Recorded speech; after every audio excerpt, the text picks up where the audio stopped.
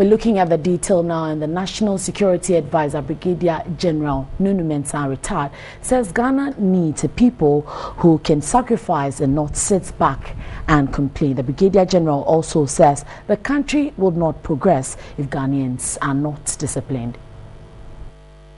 You need discipline. You cannot build a nation without discipline. So when our doctors and teachers get up and say we are on strike and issue ultimatum to government, then something is going wrong. We can't allow that to happen. Since the coming into effect of the single spine pay structure, most people have got salaries 3 times or more to what they were getting before. And we are calling strikes every day. As I walk in the sun here, and you can feel the heat, I walk from morning to evening, so that without eating anything, just drinking orange juice, to build a school for the future of our children. There's some teachers say that they won't teach them because they are on strike about something. My son been a doctor for 20 years. I've never heard them talking about strikes. They have differences. They find ways of resolving them. But when we put people's lives at risk and go on strike, that is not acceptable. And we shouldn't tolerate that.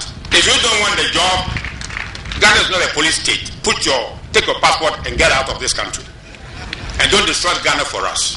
Those of us who want to build Ghana, don't destroy the country for us. If you can't sacrifice than what some of us have done, then get out. If the kitchen is too hot for you, get out. Now we have parents here who don't care, who don't know what their children are doing. My mother was educated, but she took interest in my education. Neither was my father. So we need to care.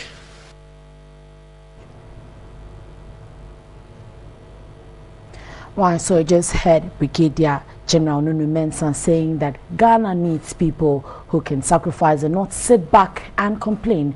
And we're looking more into we want to find out the impact of this statement to national development and the increase in strike actions. Is this the answer to national development and also the answer to the increase in strike actions every day? We'll be joining my colleague Evans Inkum inside Kumasi, the Ashanti region, to give us more detail into that subject. And we're still looking at that subject. We are going to talk to Dr. Richard Amakoba now of the Kwame Nkrumah University of Science and Technology, and he is joining us on the line now. Good afternoon to you, sir, and thanks for joining us on Midday Live. Good afternoon. Right, now listening to the comments by the Brigadier General Nunoo Mensah, how would this impact on national development? You're talking about Brigadier Nunoo Mensah's comments. Yes, please. Well, the part about sacrificing, I agree with him. But the other part, I don't agree with him, because in a democracy, we don't have to agree on everything. And just because people want to demonstrate or go on strike, does not mean they have to leave the country as if the country belongs to somebody else. And this is all part of the democratic process. And so, yes, the part about sacrificing for the country, I agree, but the sacrifice must start from the top, including he himself. I would say the president should be number one to sacrifice. And I've said several times, if we are to stop this drain of our natural resources, and that's exactly what it is, because we are paying high interest costs, and the wage bill keeps getting high. And so if we don't do something about it, all of us are going down. Because it's not a matter of President Mahama or a party, it's the whole country. So we have to sacrifice, but it must start from the top. Right, now, Dr. Makoba, we've also had you calling for some 10% reduction in salaries in line with all these happenings. And we want to find out from you, would you then say that government has a problem or an issue to deal with? Well, yes, there is a problem. There is an ongoing and growing worse problem because the wage bill just keeps getting high. It was estimated, for example, that the wage bill will get to 4.8%. And then in July, it was revised to 6.7%. Well, at the end of the year, it was 12.1%, which means we've lost control of the whole thing. And it is increasing as I'm talking to you. There are some people who have not even been migrated onto the single spine here. And people will be agitating for yearly increases and things like that, a market premium, when there is no money. And so we have to stop it here. I'm not saying that those who have not gotten their fair share should be excluded. They should be migrated. It may be in the form of arrears paid to them, but we have to cut it across the board, 10% at least. If we cut it 10%, it could be more, but I don't want it to be too drastic where people find it difficult to make ends meet. The fact of the matter is, since the implementation of the single spine 2010 till now, wages have increased 135%, 135%. Okay. If we consider that the standard cost of living has gone high, let's say 25%, we are still ahead, almost 100% increase. And so this is, I wouldn't even call it a sacrifice. I'm calling it adjustment. That's what it is. And you earlier mentioned the issue of the wage bill. How are you expecting government to go about this? Well, there are two ways of doing it, but it comes to the same thing. You can increase taxes to take into consideration that 10% increase, or you can cut wages. Either way, it's the same thing.